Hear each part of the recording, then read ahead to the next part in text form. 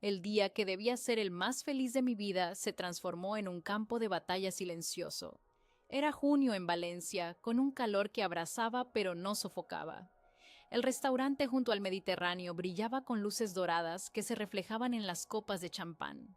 Mi vestido de novia, que había elegido después de meses de búsqueda, se sentía como una segunda piel. Carlos, mi ahora esposo, me miraba con ojos que prometían un futuro donde yo sería prioritaria, algo que nunca había experimentado en mi propia familia. La cena transcurría entre risas y brindis hasta que mi madre, Elena, se levantó con una copa en la mano. Su elegante vestido azul marino contrastaba con su cabello teñido de rubio, siempre impecable. Sentí un escalofrío cuando vi esa mirada que conocía demasiado bien, la que anticipaba un anuncio que no me consultaría.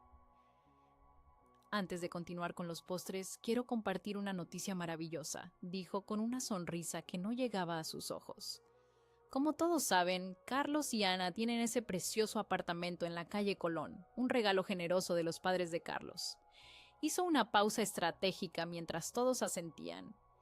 Pues bien, hemos decidido que Lucía se mudará temporalmente con ellos durante su pasantía en el hospital. Serán solo unos meses y qué mejor que estar cerca de su hermana. El silencio que siguió fue breve pero ensordecedor. Vi a mi hermana Lucía sonreír con esa expresión de falsa modestia que había perfeccionado desde niña. Su vestido color champán, casi tan blanco como el mío, captaba la luz de manera que parecía estar en un escenario propio. No era coincidencia, Lucía siempre había sido la protagonista de nuestra dinámica familiar. Sentí el sudor frío recorrer mi espalda mientras las miradas se alternaban entre mi madre, Lucía y yo. El apartamento era nuestro refugio, el primer espacio donde podría existir sin pedir permiso, sin acomodarme a los deseos ajenos. Era el símbolo de mi independencia, de una vida donde mis necesidades no serían relegadas al último lugar. Busqué la mirada de Carlos y encontré algo que nunca había tenido, un aliado. Su mandíbula se tensó ligeramente, pero su voz sonó tranquila cuando habló, lo suficientemente alto para que las mesas cercanas escucharan. Elena, agradezco tu entusiasmo, comenzó con una cortesía que no ocultaba su firmeza. Pero Ana y yo ya hemos organizado nuestro hogar para empezar nuestra vida juntos. El apartamento apenas tiene 2 habitaciones y la segunda será mi estudio de arquitectura. Estoy seguro de que entre todos podemos ayudar a Lucía a encontrar un lugar adecuado cerca del hospital. La expresión de mi madre se congeló. Su sonrisa permaneció intacta, pero sus ojos se endurecieron. La conozco lo suficiente para saber que estaba calculando su próximo movimiento. Lucía, por su parte, soltó una risa cristalina que sonaba ensayada. Por Dios, Carlos, no seas tan serio. Solo serán unos meses. Ni siquiera notarán que estoy allí, dijo con un tono que sugería que cualquier negativa sería una crueldad innecesaria. La banda comenzó a tocar nuevamente, una melodía suave que contrastaba con la tensión que flotaba entre nosotros. Sentí la mano de Carlos buscar la mía bajo la mesa, apretándola con una determinación que me transmitió valor. Estoy seguro de que no lo notaríamos, respondió Carlos con una sonrisa educada, pero preferimos comenzar nuestra vida matrimonial solos. Es importante para nosotros establecer nuestra rutina y nuestro espacio. Hizo una pausa significativa. Además, los papeles del apartamento ya están firmados a nombre de Ana y mío, sin condiciones ni cláusulas para otros residentes. El mensaje fue claro para todos. Este no era un asunto abierto a debate. Por primera vez en mi vida, alguien había establecido un límite claro frente a mi familia, sin gritos ni drama, solo con una certeza tranquila que no dejaba espacio para manipulaciones. Mi padre, siempre el pacificador silencioso, intervino entonces con una risa forzada. Vamos, vamos, es una boda, no una reunión de negocios. Elena, cariño, ya encontraremos solución para Lucía. ¡Que siga la fiesta! Las conversaciones se reanudaron lentamente, pero el ambiente había cambiado. Sentí miradas curiosas y susurros que se apagaban cuando me veían observar. La tía Pilar, siempre perspicaz, me guiñó un ojo desde su mesa en señal de aprobación silenciosa. Mientras cortábamos el pastel de boda, 3 pisos de vainilla y frutos rojos que habíamos elegido juntos, comprendí que este momento marcaba más que el inicio de mi matrimonio. Era la primera vez que presenciaba cómo alguien me defendía sin esperar que yo cediera, sin pedirme que me hiciera pequeña para que otros pudieran brillar. La noche continuó con bailes y fotografías. Mi madre recuperó su compostura social, aunque su frialdad era palpable. Lucía, como siempre, encontró forma de atraer la atención con un improvisado baile flamenco que arrancó aplausos de los invitados. La observé, reconociendo el patrón familiar, su talento para convertir cualquier situación en una oportunidad para ser admirada. Cuando finalmente nos retiramos a la suite nupcial del Hotel Las Arenas con el sonido del mar como fondo, Carlos me abrazó en silencio durante varios minutos. ¿Estás molesta conmigo?, preguntó finalmente, su voz mezclada con el rumor de las olas que llegaba desde la terraza. ¿Molesta? No, respondí, sorprendida por la pregunta. Pero tengo miedo de lo que vendrá. Mi madre no olvida lo que considera desaires. Carlos sonrió, besando mi frente. Entonces lo enfrentaremos juntos. Esto no es un desaire, Ana. Es el comienzo de nuestra vida en nuestros propios términos. Esa noche, bajo el techo de un hotel frente al mar Mediterráneo, comprendí que la verdadera celebración no era la boda con sus flores y discursos, sino el nacimiento de un espacio donde mis deseos y necesidades tenían derecho a existir sin justificación.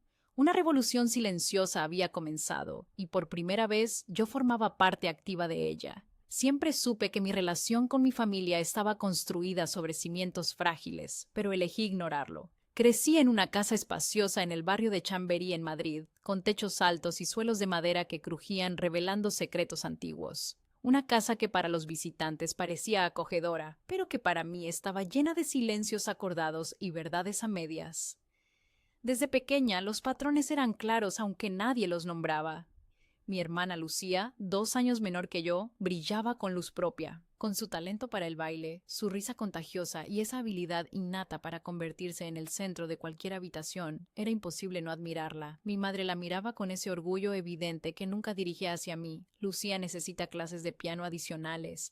Lucía merece ese viaje a Barcelona para su competición. Lucía debe tener este vestido para la fiesta del colegio. Sus necesidades eran urgentes, las mías aplazables.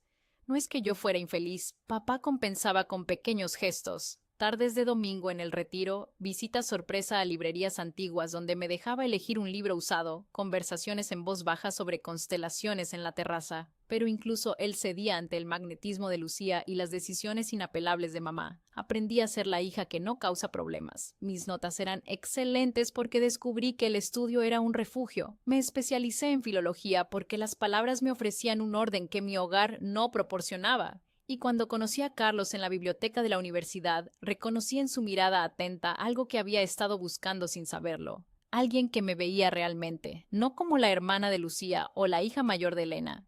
Carlos venía de Valencia, de una familia de arquitectos con valores claros y conversaciones directas. La primera vez que cené con ellos, me desconcertó la forma en que discutían abiertamente, expresando desacuerdos sin que nadie se sintiera herido.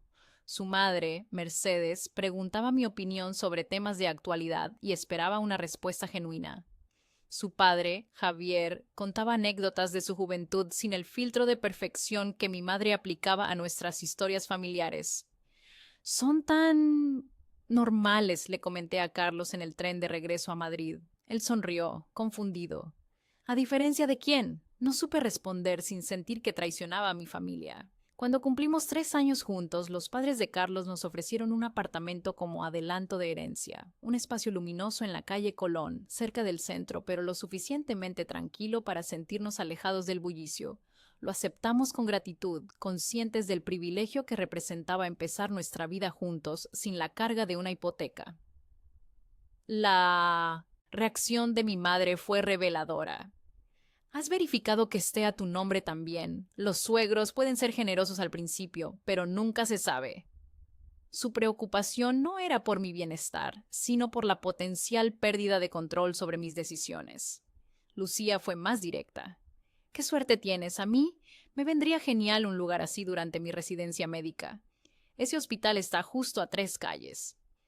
Debí reconocer la semilla que estaba plantando, pero preferí creer que era un comentario casual. Los meses previos a la boda fueron un ejercicio de equilibrio. Entre la planificación, mi trabajo como profesora de secundaria y las expectativas crecientes de mi familia, sentí que volvía a mis viejos patrones. Cedí en la elección del menú, en la lista de invitados, en pequeños detalles que para mí no merecían una batalla. Pero el apartamento, ese espacio que simbolizaba mi futuro con Carlos, se convirtió en una línea invisible que no estaba dispuesta a cruzar. Una tarde encontré a mi madre y Lucía midiendo el segundo dormitorio. ¿Qué hacen?, pregunté, aunque la respuesta era evidente por la cinta métrica en manos de Lucía. Solo verificamos si entrará mi escritorio y mi biblioteca médica, respondió Lucía con naturalidad, como si la decisión ya estuviera tomada. Este cuarto será el estudio de Carlos, dije, intentando que mi voz sonara firme pero amable. Mi madre desestimó mi comentario con un gesto. Carlos puede trabajar en el salón. Es más luminoso de todas formas. Lucía necesita privacidad para estudiar sus casos. Sentí ese familiar nudo en el estómago, la sensación de estar discutiendo sobre arenas movedizas. Cualquier argumento que presentara sería rebatido con esa lógica circular que conocía tan bien.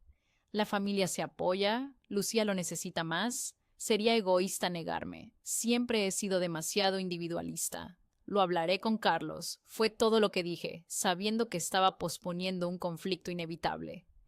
Esa noche, mientras cenábamos pasta en la terraza de nuestro futuro hogar, con cajas de mudanza aún sin abrir, le conté a Carlos sobre la visita. Esperaba que se molestara, pero en lugar de eso me miró con una comprensión que me desarmó. Ana, ¿qué quieres tú? La pregunta me tomó por sorpresa. En mi familia, mis deseos rara vez eran el punto de partida de una conversación. Quiero que este sea nuestro espacio, respondí después de un momento.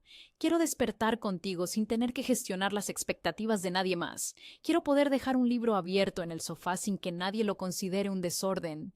Quiero... Mi voz se quebró. Quiero existir sin pedir permiso. Carlos tomó mi mano sobre la mesa. Entonces eso es lo que haremos. Este es nuestro hogar, no una extensión de la casa de tus padres. Su certeza me dio valor. Por primera vez imaginé un futuro donde no tendría que hacerme pequeña para que otros ocuparan espacio, donde mis necesidades no serían traducidas como caprichos o egoísmo, donde podría respirar sin calcular cuánto aire estaba permitido tomar.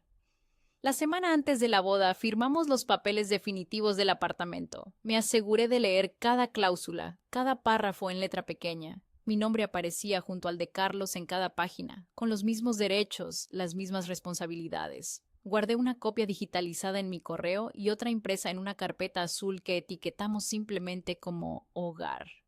Lo que no anticipé fue que mi madre convertiría nuestra boda en el escenario para anunciar la mudanza temporal de Lucía.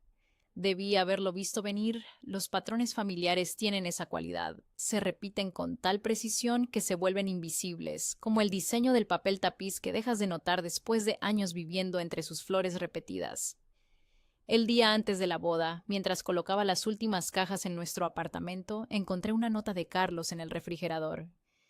Este es el comienzo de nuestra historia, escrita por nosotros, a nuestro ritmo. Esas simples palabras fueron un recordatorio de que los patrones pueden romperse, de que las historias familiares pueden reescribirse y de que yo tenía derecho a ser la autora de mi propio capítulo. Los días posteriores a nuestra boda transcurrieron en una extraña calma, como ese silencio que sigue a una tormenta, donde uno no sabe si ha pasado lo peor o si solo está en el ojo del huracán. Carlos y yo regresamos de nuestra breve luna de miel en la Costa Brava. 3 días de sol, mar y conversaciones sobre el futuro, para encontrar 5 llamadas perdidas de mi madre y un mensaje de Lucía preguntando cuándo podría pasar a dejar algunas cosas en el apartamento. No respondas aún, sugirió Carlos mientras desempacábamos las maletas en nuestro dormitorio. El sol de la tarde entraba por las ventanas, dibujando rectángulos dorados en las paredes recién pintadas de blanco roto.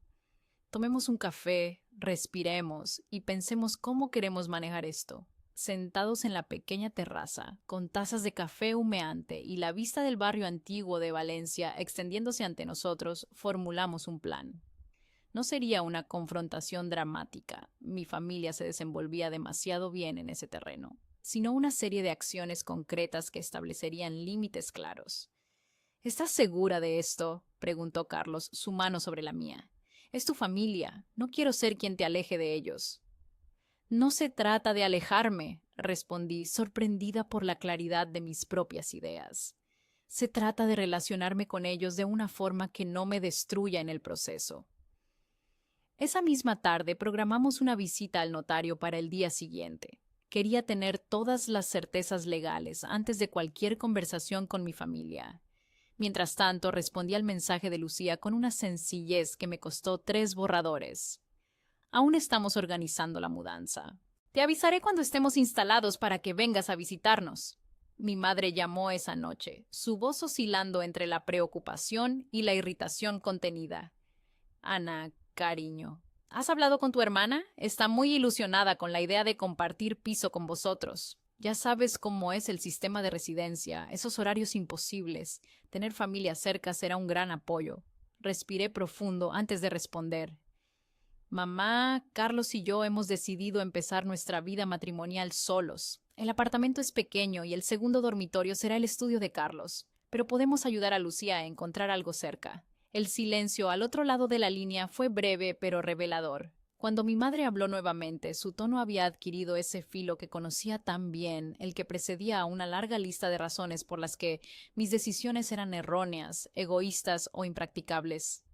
Ana, siempre has sido tan independiente. La palabra sonaba como una acusación en su boca. Tu hermana te necesita. Es solo una etapa temporal. ¿Realmente vas a negarle tu ayuda por un capricho de recién casada? Sentí la vieja culpa ascender por mi garganta, pero la contuve. No es un capricho, mamá. Es una decisión que hemos tomado juntos y ayudaremos a Lucía de otras formas. La conversación terminó en un punto muerto, con mi madre advirtiendo que hablaríamos mejor en persona y yo acordando una comida familiar para el domingo. El notario, un hombre de unos 60 años con gafas de montura negra y una calma profesional que resultaba reconfortante, revisó todos los documentos del apartamento con minuciosidad. Todo está en orden, confirmó pasándonos las carpetas con los documentos sellados. El inmueble está registrado a nombre de ambos, sin condiciones ni cláusulas especiales. Es, legalmente hablando, su hogar conjunto sin más implicaciones. Hice varias copias, una para guardar en casa, otra digital en mi correo y una tercera que dejé en la oficina, en el cajón bajo llave donde guardaba los exámenes de mis alumnos. No era paranoia, era precaución basada en una vida de experiencias. El domingo llegó con esa luminosidad especial del otoño valenciano. Carlos y yo condujimos hasta Madrid en un viaje de 3 horas que aproveché para prepararlo para lo que podía esperar. Mi madre intentará dividir y conquistar, le expliqué mientras atravesábamos campos de olivos. Primero me pedirá hablar a solas, luego intentará convencerte cuando yo no esté presente. Mi padre estará de acuerdo con todo lo que diga ella, y Lucía alternará entre hacerse la víctima y sugerir que estoy exagerando. Carlos sonrió sin apartar la vista de la carretera. Parece que vamos a una negociación diplomática, no a una comida familiar. A veces son lo mismo, respondí, y ambos reímos, aunque había más verdad que humor en mis palabras. La casa de mis padres olía a pollo asado y a ese ambientador de vainilla que mi madre había usado toda la vida. Lucía ya estaba allí, ayudando a poner la mesa con esa eficiencia encantadora que desplegaba cuando quería impresionar. Me abrazó como si el incidente de la boda nunca hubiera ocurrido. Ana, Carlos, qué guapos estáis los dos. El matrimonio os sienta bien. La comida transcurrió con una normalidad forzada, conversaciones sobre el tiempo, sobre mis alumnos de secundaria, sobre los nuevos proyectos arquitectónicos de Carlos. Fue durante el postre, tarta de Santiago, mi favorita desde niña, cuando mi madre finalmente abordó el tema. He estado pensando en lo del apartamento, comenzó, sirviéndose un poco más de café. Quizás tú y Carlos podríais quedaros en la habitación de invitados aquí en Madrid durante la semana y usar el apartamento los fines de semana. Así Lucía tendría donde quedarse cerca del hospital y vosotros no tendríais que hacer ese viaje todos los días hasta Valencia. La propuesta era tan absurda que por un momento me quedé sin palabras. Carlos, sin embargo, respondió con una tranquilidad que admiré. Elena, agradecemos tu preocupación, pero nuestras vidas están en Valencia ahora. Yo tengo mi estudio allí. Ana ha pedido el traslado a un instituto local y el apartamento es nuestro hogar. Hizo una pausa antes de continuar. De hecho, ayer mismo confirmamos todos los detalles legales con el notario. El inmueble está registrado exclusivamente a nuestros nombres, como corresponde a un regalo de boda. Mi madre palideció ligeramente. Notario. Por Dios, Carlos, esto es un asunto familiar, no un contrato comercial. No hay necesidad de involucrar abogados. No es una cuestión de abogados, mamá, intervine, sorprendida por la firmeza de mi propia voz. Es una cuestión de claridad. El apartamento es nuestro hogar. Podemos ayudar a Lucía de otras formas. Conozco una residencia para médicos a 10 minutos del hospital, o podríamos contribuir a su alquiler durante unos meses. Lucía, que hasta ese momento había observado la escena con aparente desinterés, soltó una risa que sonaba más a frustración que a humor. ¿Una residencia de médicos? ¿Has visto esos lugares? Son deprimentes. Compartir baño, cocinas minúsculas. Dejó la frase en el aire, como si la sola idea fuera un insulto. Mi padre, que había permanecido en silencio, carraspeó antes de hablar. Ana tiene razón, Lucía. No puedes simplemente asumir que te instalarás en su casa. Ellos necesitan su espacio. Se volvió hacia mí con una expresión que no supe interpretar. Aunque siempre pensé que en esta familia nos apoyábamos sin condiciones. El apoyo no significa sacrificar nuestras necesidades, respondió Carlos, su tono amable pero firme. Y establecer límites claros es parte de construir relaciones sanas. Un silencio incómodo se instaló en el comedor. Mi madre se levantó para traer más café, sus movimientos tensos delatando su irritación. Lucía comenzó a hablar sobre un caso difícil en el hospital, cambiando abruptamente de tema. Mi padre asintió, visiblemente aliviado por la distracción. Más tarde, mientras ayudaba a recoger la mesa, mi madre me siguió a la cocina. Su voz se redujo a un susurro controlado. No entiendo qué te ha pasado, Ana. Nunca había sido así de egoísta. ¿Es influencia de Carlos? ¿De sus padres? La vieja culpa amenazó con ahogarme, pero respiré profundo antes de responder. No es egoísmo establecer límites, mamá. Es necesario para mi bienestar. Os quiero a todos, pero necesito construir mi vida en mis propios términos. Mi madre me miró como si fuera una extraña. Quizás lo era, quizás siempre lo había sido, pero solo ahora tenía el valor de mostrarlo. Cuando Carlos y yo nos despedimos esa tarde, la tensión era palpable. Mi padre nos abrazó con cierta reserva, mi madre apenas rozó mis mejillas con las suyas, y Lucía se excusó diciendo que tenía guardia. En el coche, de regreso a Valencia, un silencio contemplativo nos acompañó durante los primeros kilómetros. Finalmente, Carlos habló. ¿Estás bien? Reflexioné sobre la pregunta, sobre los nudos de culpa que aún sentía, sobre el dolor de distanciarme de mi familia, pero también pensé en la claridad que había encontrado, en la sensación de pisar terreno firme por primera vez. Estoy en camino a estarlo, respondí con honestidad. Es difícil, pero necesario. El sol comenzaba a ponerse, tiñendo el cielo de naranjas y violetas. A lo lejos podíamos ver las primeras luces de Valencia, la ciudad que ahora llamábamos hogar. Un hogar construido sobre cimientos claros, con paredes que nos protegerían y puertas que podríamos cerrar cuando fuera necesario. ¿Sabes qué? Dije después de un rato. Creo que deberíamos pintar el estudio de azul. Ese azul profundo que vimos en la tienda de pinturas. Carlos sonrió, entendiendo lo que no decía, que estaba lista para hacer decisiones sobre nuestro espacio sin consultar, sin dudar, sin pedir permiso.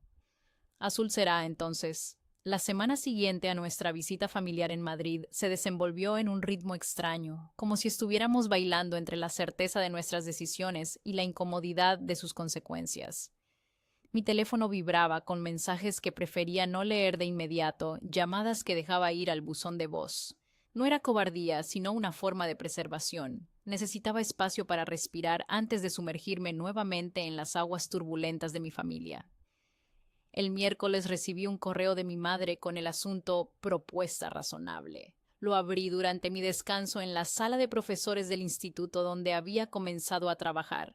El mensaje estaba redactado con esa formalidad que mi madre reservaba para cuando se sentía especialmente herida o indignada.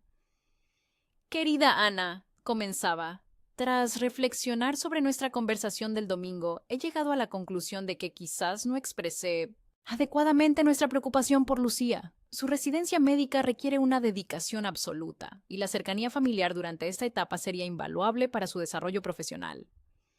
Propongo lo siguiente. Lucía utilizará el apartamento de lunes a jueves exclusivamente para dormir, ya que sus guardias terminan a menudo pasada la medianoche. Carlos y tú mantendréis la completa propiedad y uso del espacio durante los fines de semana. Este arreglo temporal, máximo 1 año, permitiría a Lucía concentrarse en su carrera sin los inconvenientes de desplazamientos nocturnos peligrosos o compañeros de piso desconocidos. Espero tu respuesta favorable. Con cariño, mamá. Releí el mensaje 3 veces, identificando los patrones familiares habituales, la forma en que mi madre reformulaba un no como una oportunidad para reconsiderar, la sutileza con que sugería que mi negativa pondría en peligro la carrera de Lucía o incluso su seguridad física. Era una estrategia que había funcionado toda mi vida, pero ahora la veía con una claridad casi clínica. Mostré el correo a Carlos esa misma tarde mientras preparábamos la cena en nuestra cocina aún a medio organizar, con cajas de vajillas sin desempacar y utensilios que aún buscábamos sin éxito. Tu madre es persistente, te lo reconozco, comentó mientras cortaba pimientos para la paella. ¿Qué quieres responder? Pensé un momento mientras removía el sofrito. El aroma del aceite de oliva y el ajo llenaba la cocina, creando una sensación de hogar que aún me resultaba novedosa y preciosa. Quiero ser clara pero no combativa, respondí finalmente. No se trata de ganar una batalla, sino de establecer cómo será nuestra relación de ahora en adelante. Esa noche, después de cenar, redacté una respuesta que revisé con Carlos. Intenté ser concisa, amable, pero firme.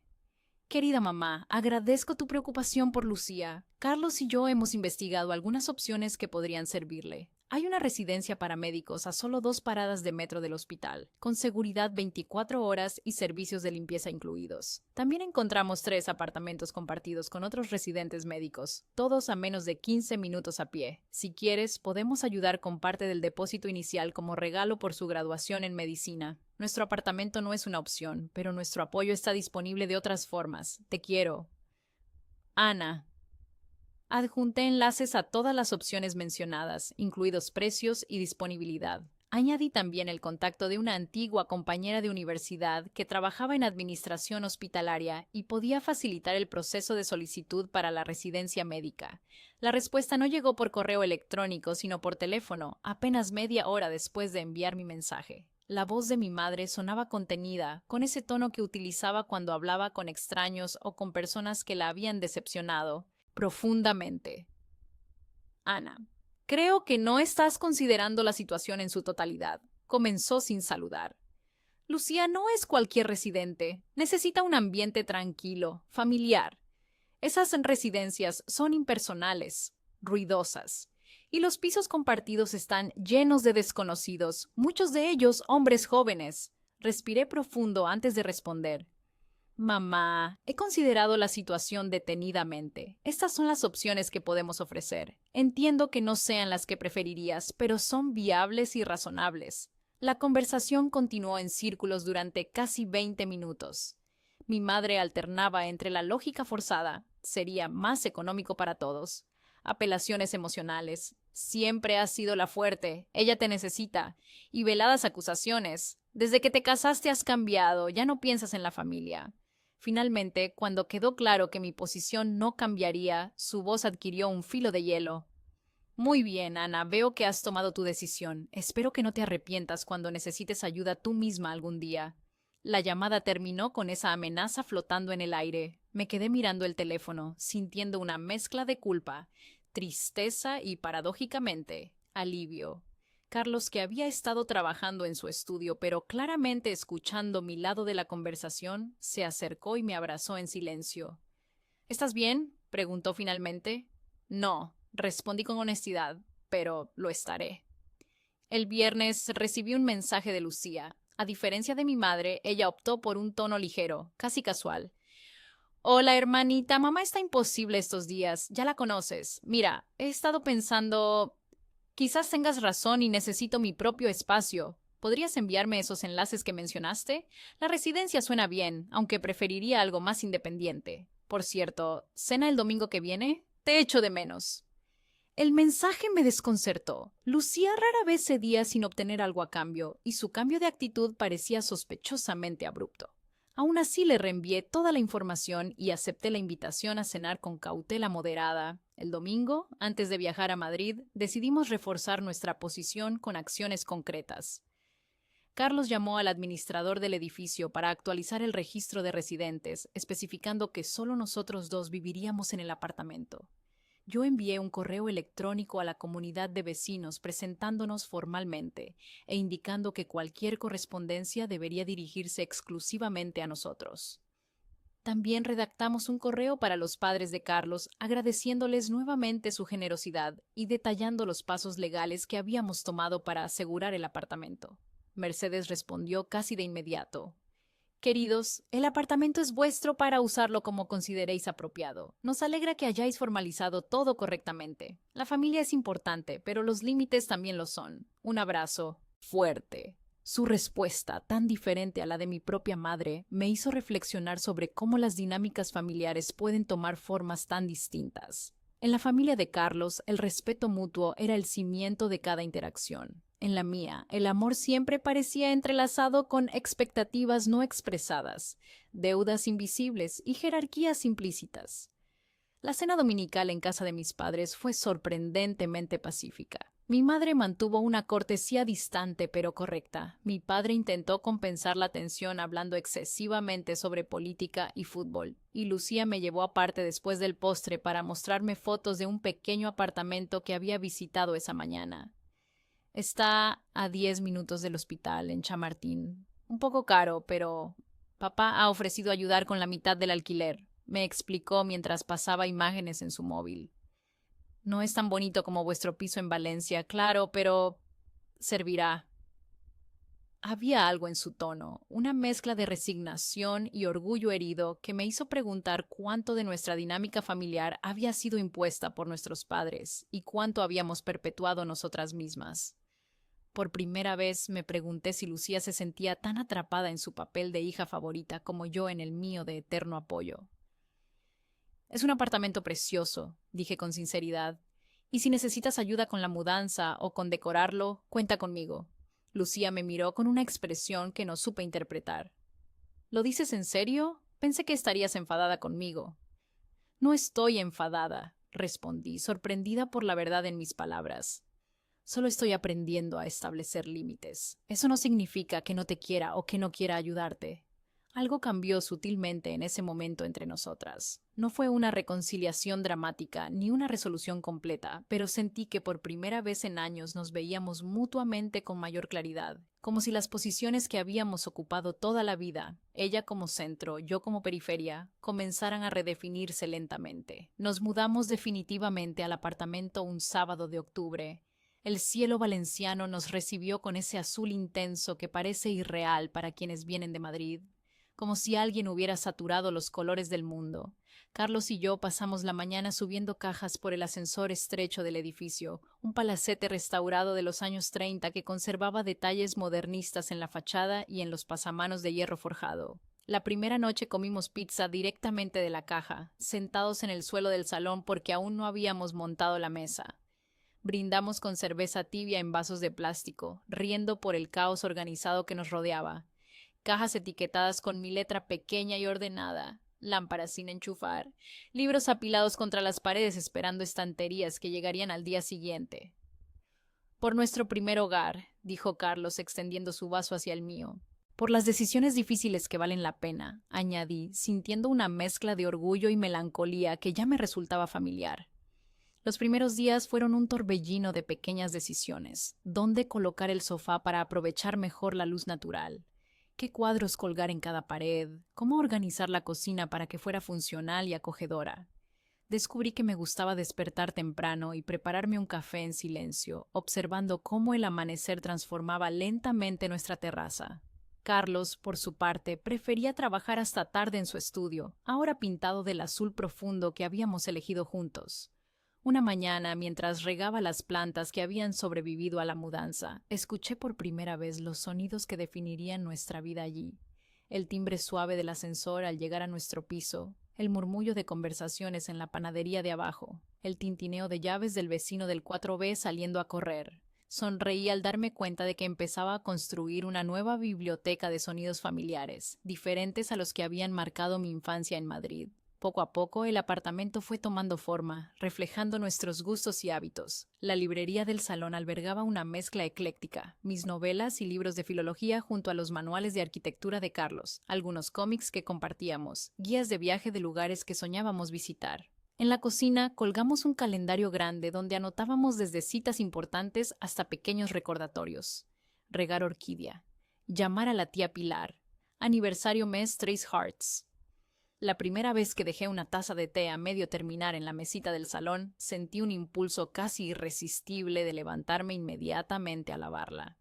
En casa de mis padres, mi madre no toleraba lo que llamaba desorden visible, y yo había interiorizado esa exigencia. Me obligué a permanecer sentada, observando la taza como un pequeño acto de rebeldía. Carlos entró, vio la taza y simplemente se sentó a mi lado para continuar leyendo su libro. Ningún comentario, ninguna mirada de desaprobación. Algo tan simple se convirtió en un símbolo de libertad. Las llamadas con mi familia se volvieron más espaciadas, pero también más estructuradas. Establecimos una videollamada quincenal con mis padres, generalmente los domingos por la tarde. Mi madre mantenía una cortesía distante, preguntando por detalles prácticos, pero evitando cualquier tema que pudiera provocar tensión. Mi padre intentaba compensar con entusiasmo exagerado por mi trabajo en el nuevo instituto, por los proyectos de Carlos, por el clima valenciano.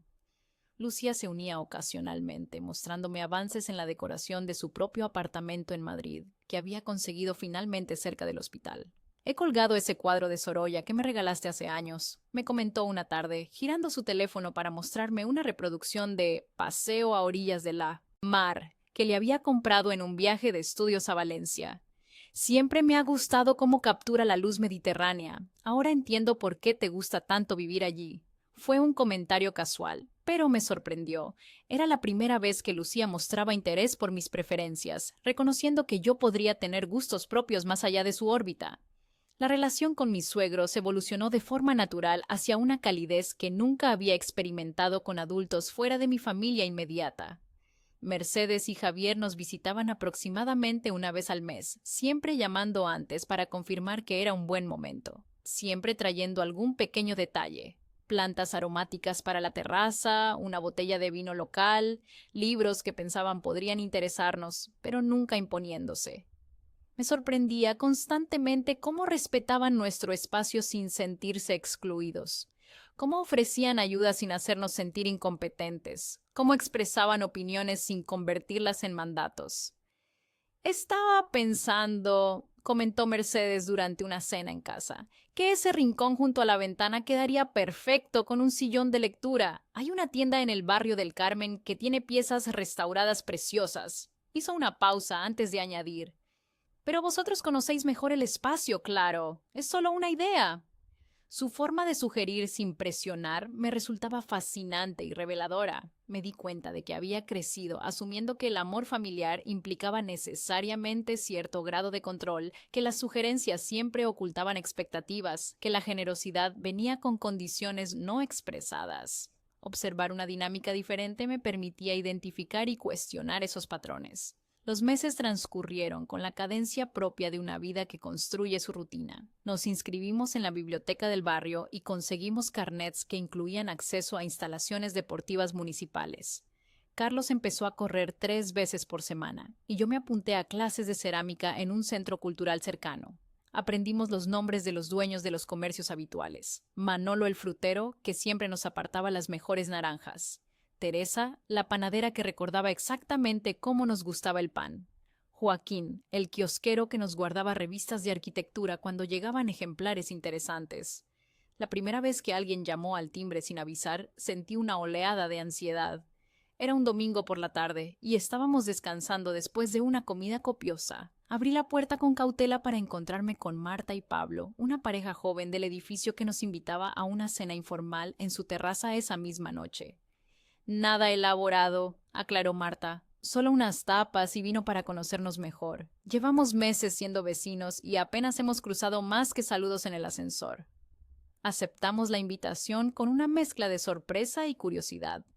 Esa noche, sentados bajo una pérgola cubierta de moisenoise jazmín, con luces de cuerda creando un ambiente cálido, descubrimos una forma de socializar que no había experimentado antes, sin agenda oculta, sin competencia sutil, sin necesidad de impresionar. Pablo era profesor de historia en la universidad y Marta trabajaba como editora freelance.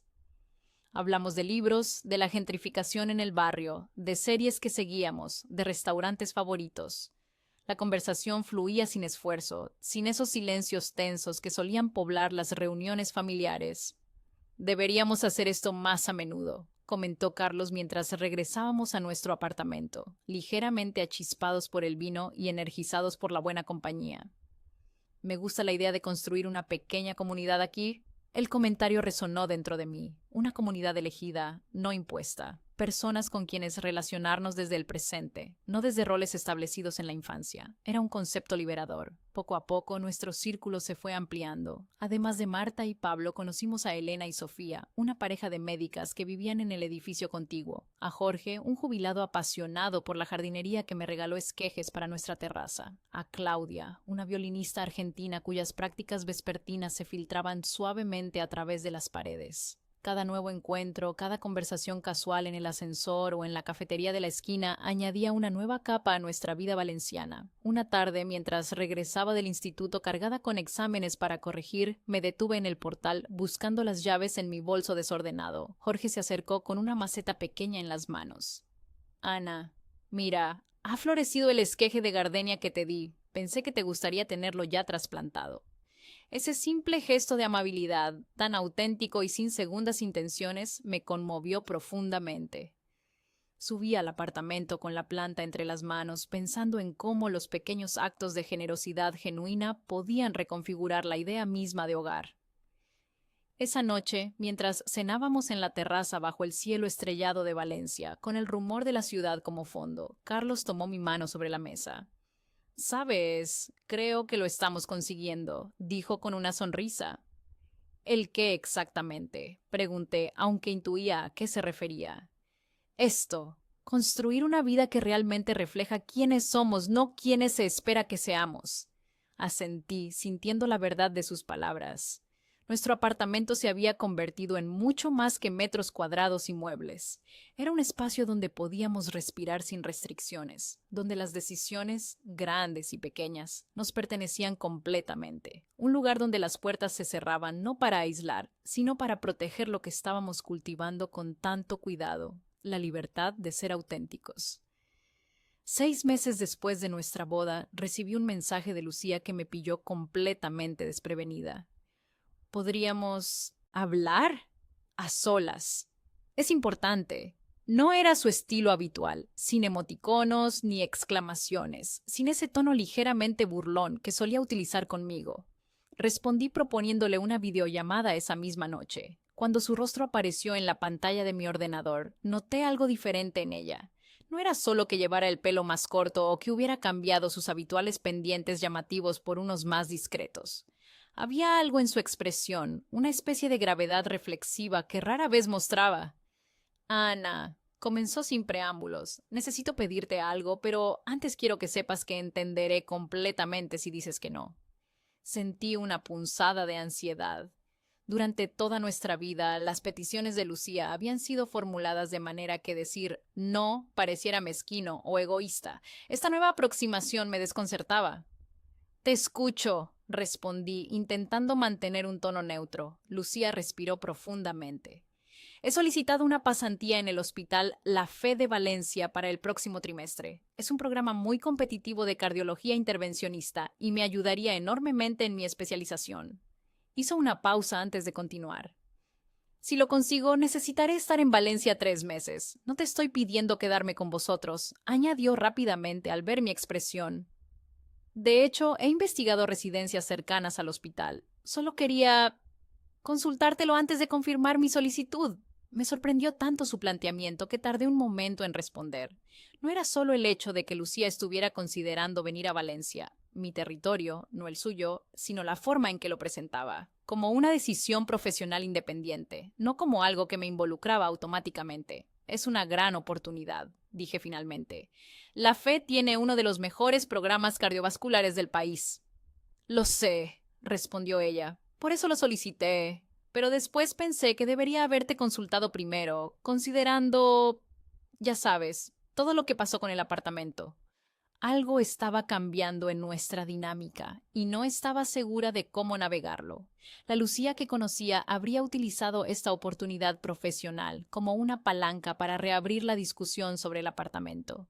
Esta nueva versión parecía estar operando con un conjunto diferente de reglas. No necesitas mi permiso para desarrollar tu carrera, Lucía, respondí con cuidado. Valencia es una ciudad grande. Hay espacio para ambas. Ella sonrió levemente, como si hubiera esperado esa respuesta.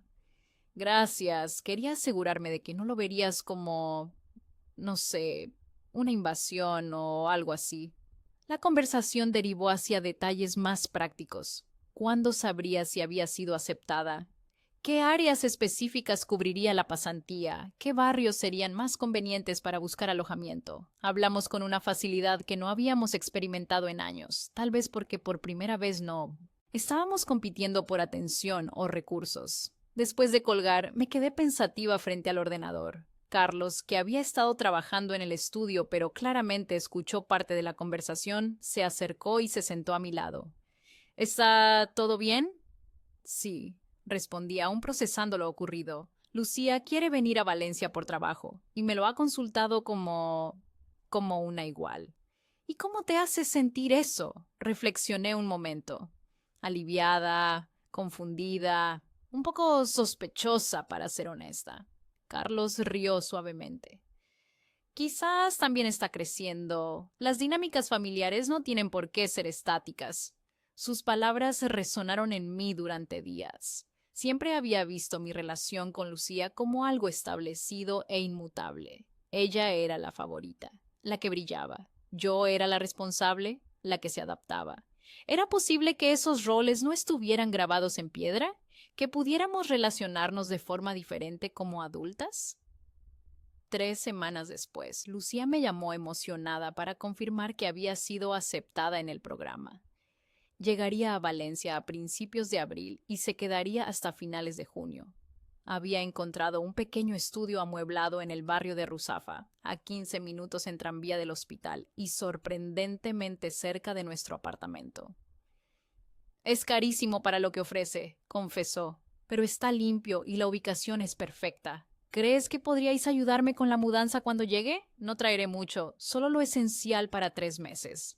La solicitud era razonable, el tipo de favor que familiares y amigos se hacen naturalmente. Claro, respondí. Carlos tiene una furgoneta que podemos usar, y si necesitas ayuda para instalarte, cuenta con nosotros. Gracias, Ana, dijo, y percibí una sinceridad poco habitual en su voz. Significa mucho para mí. El día que Lucía llegó a Valencia, Carlos y yo la esperábamos en la estación de tren con café para llevar y un ramo pequeño de flores silvestres que había comprado en el mercado esa mañana. No era nuestro estilo habitual. Nunca habíamos sido una familia de gestos efusivos. Pero sentí que este nuevo capítulo merecía algún tipo de marcador simbólico. La Lucía que bajó del tren parecía diferente a la hermana que recordaba. No solo por el pelo corto o la ropa más sobria, una simple camisa blanca y pantalones azules, lejos de los conjuntos llamativos que solía preferir, sino por algo menos tangible, una especie de presencia más centrada, menos performativa. ¡Habéis venido!, exclamó al vernos con una sonrisa genuina. Nos abrazó a ambos y aceptó las flores con evidente sorpresa y placer. No tenías que molestarte, Ana. No es molestia, respondí, sorprendiéndome a mí misma con lo mucho que lo decía en serio. Cargamos su equipaje en la furgoneta de Carlos, 2 maletas medianas y una caja con libros médicos, y nos dirigimos al estudio en Ruzafa.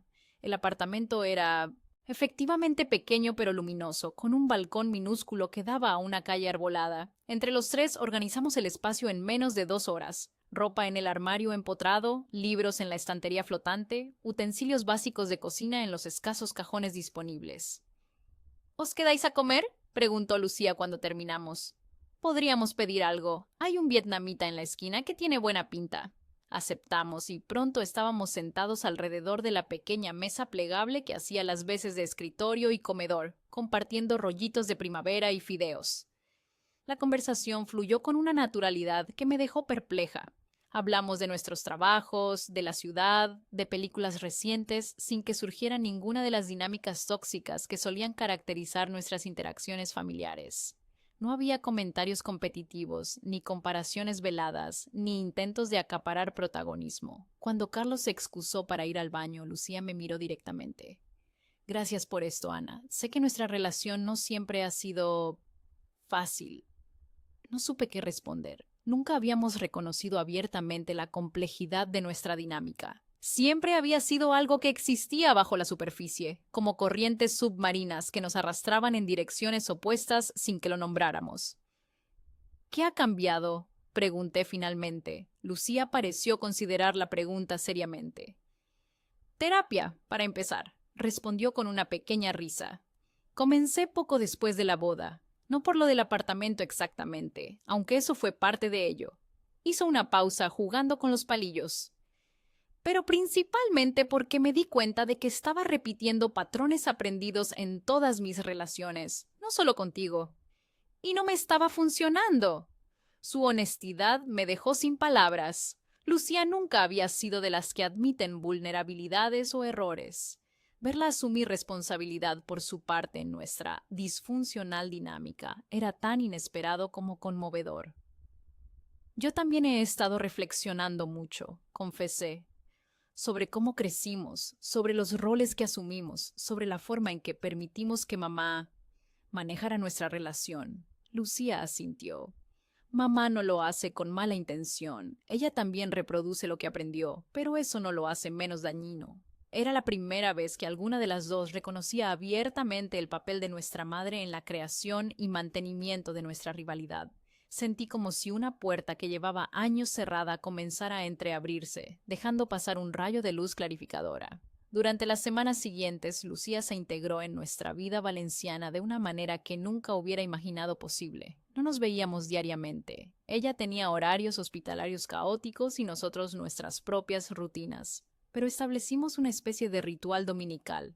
Brunch en nuestra terraza o en alguna cafetería del barrio, a veces seguido de un paseo por la ciudad de las artes y las ciencias o por los jardines del Turia. En esos encuentros descubrí facetas de mi hermana que nunca había visto o que había elegido ignorar: su humor seco cuando estaba relajada, su genuina pasión por la medicina más allá del prestigio que conllevaba, su capacidad para escuchar atentamente cuando no sentía la presión de tener que brillar constantemente.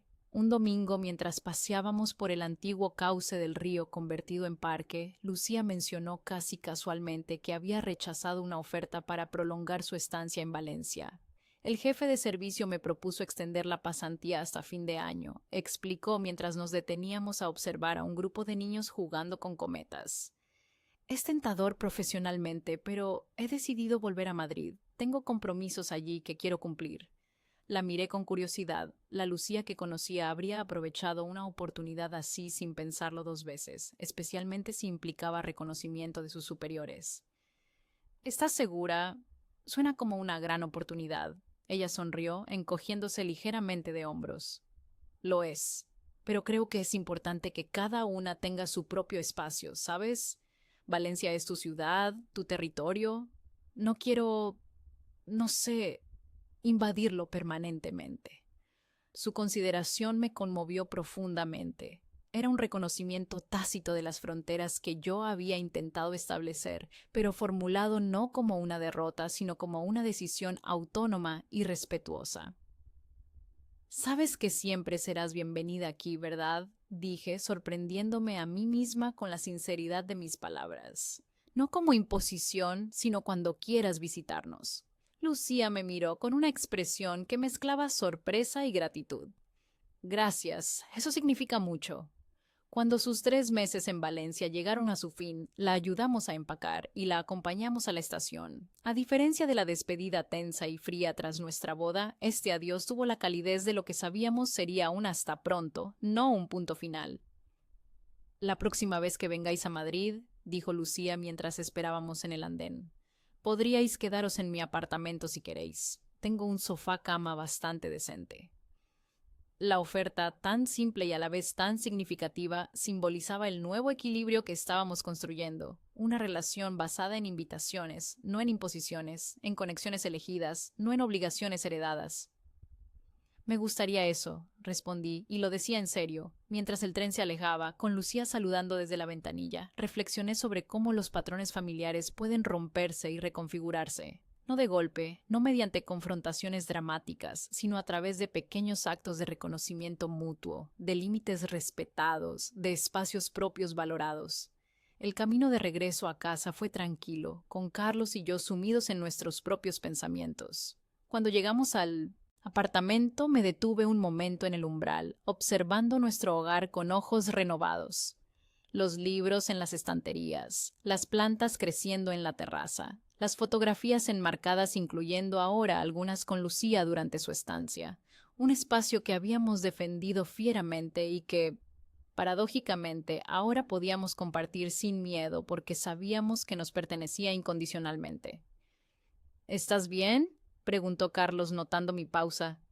Mejor que bien, respondí, y era cierto. Había aprendido que los límites no son muros para aislar, sino cimientos sobre los que construir relaciones más sanas. Que el amor familiar puede transformarse y madurar cuando dejamos de interpretarlo como un juego de suma cero, y que a veces el mayor regalo que podemos ofrecer a quienes amamos es el espacio para que crezcan a su manera, a su propio ritmo, en su propio terreno.